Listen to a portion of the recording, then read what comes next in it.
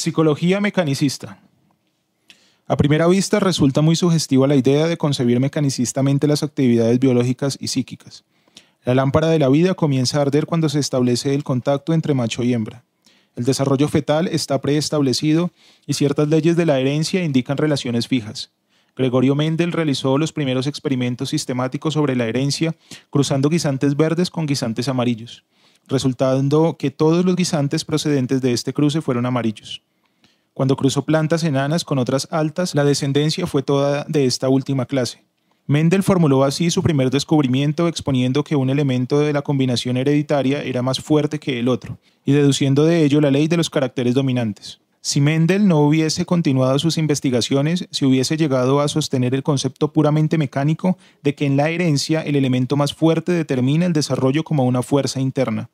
En sus comienzos, la máquina humana es imperfecta. Durante el primer mes de la vida embrionaria, la conducta no se manifiesta aún. El organismo es inerte y ningún estímulo consigue hacerlo reaccionar.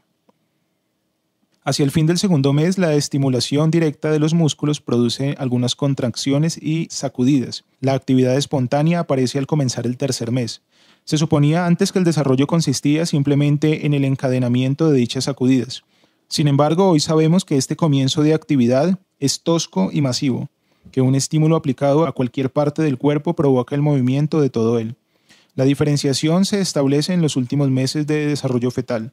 La sensibilidad visual no aparece antes del octavo mes de vida interuterina y el aparato auditivo en el último etapa fetal. Respecto al cerebro, se sabe que su control sobre la conducta se establece en los primeros meses siguientes al nacimiento. El recién nacido tiene una sensibilidad algo débil.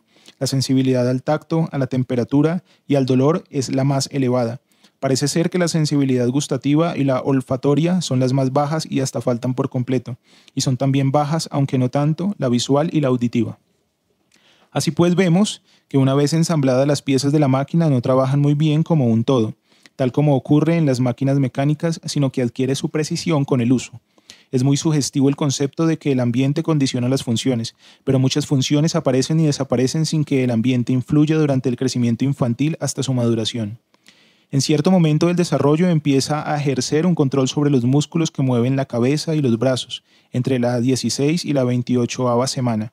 Consigue dominar el tronco y las manos. Entre la 4ª y la 52 semana, camina y articula palabras, segundo año, y compone frases, tercer año. Este desarrollo parece seguir un curso metódico, no puede modificarse mucho desde fuera, pues va diferenciándose a sí mismo interiormente y solo en parte es estimulado por el ambiente. Pero existen también funciones que van desapareciendo paulatinamente, como el reflejo plantar, que se produce cuando se estimula la planta del pie, el reflejo palmar o de presión, que consiste en la tendencia del infante a agarrar fuertemente cualquier cosa que se ponga en contacto con la palma de su mano, el reflejo de Moro, o sea, el movimiento de flexión y elevación de los brazos hacia arriba cuando se asusta al niño. También desaparecen los movimientos coordinados de natación que el niño ejecuta cuando se le pone sobre el agua en decúbito prono, y que constituyen uno de los elementos en que se basa la teoría filogenética, según la cual el individuo en su desarrollo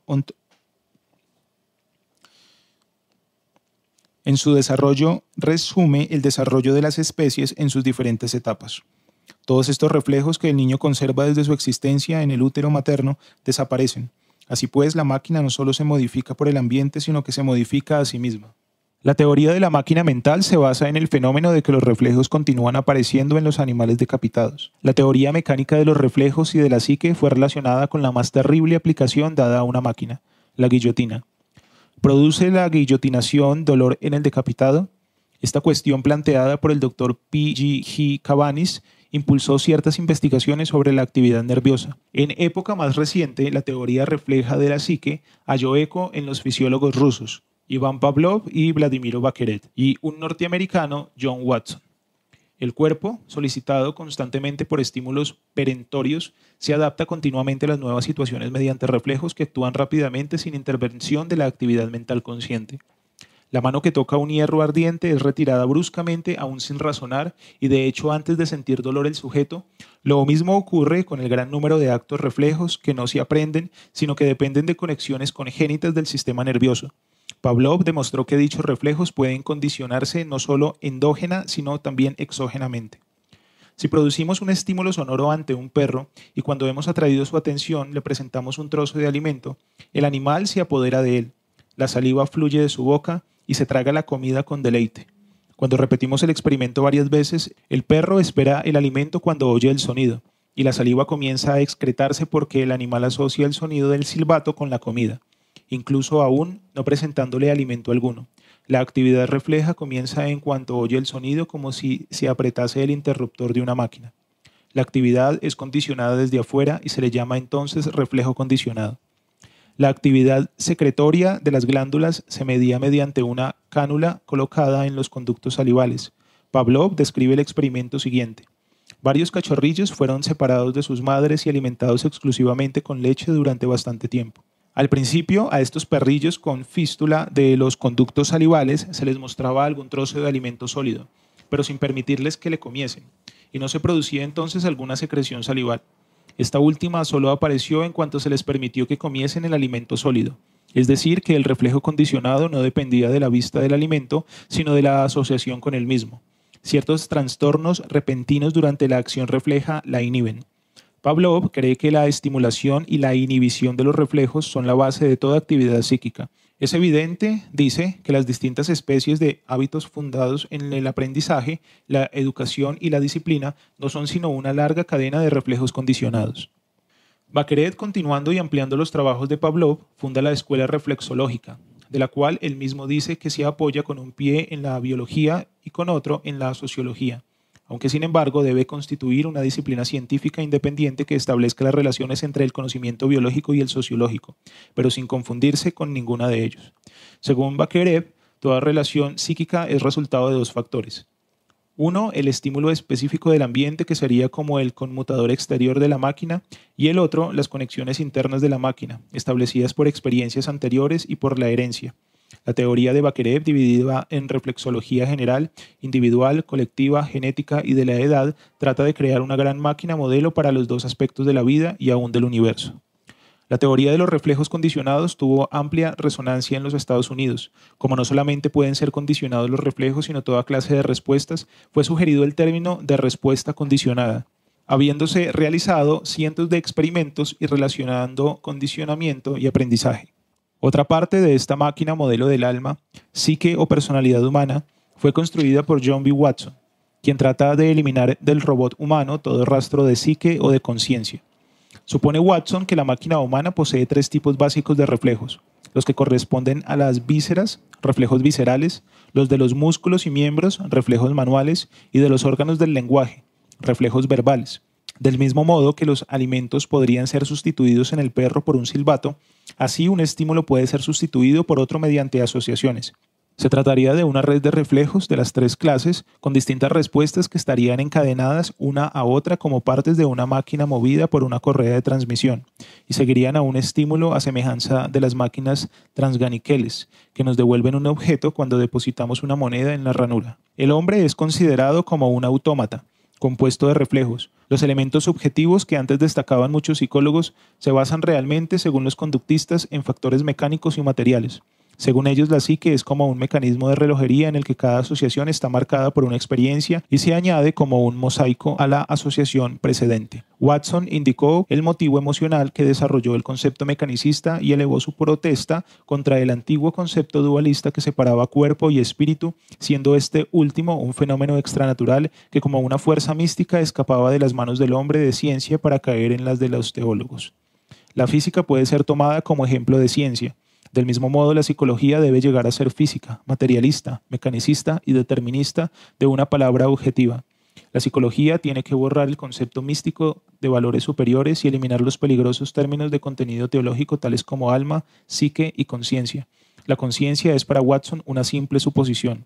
La influencia de Darwin hace que algunos admitan la existencia de los más elevados procesos aún en los animales y en otros, como Watson, creen que el animal humano es un mecanismo físico y químico como lo ambiente. La influencia de Darwin hace que algunos admitan la existencia de los más elevados procesos aún en los animales y que otros, como Watson, crean que el animal humano es un mecanismo físico o químico como la amiba.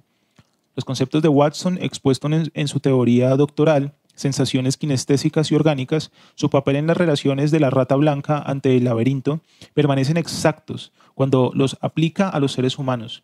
Según ellos, el hombre es un manojo de sensaciones kinestésicas y orgánicas en el laberinto del mundo, en cuyo extremo no hay más que una cajita con comida. Watson dice lisa y llanamente que se puede explicar el ser humano como una misma exactitud que una máquina. El objeto de la psicología lo constituye una criatura en movimiento, tanto si se trata de una rata recorriendo un laberinto como si de un hombre cruzando una calle. No hay otra cosa que movimientos. Incluso el aprendizaje es explicado más desde un punto de vista muscular que cerebral. Los movimientos solo constituyen la conducta, y el hombre solo existe como un autómata conductista.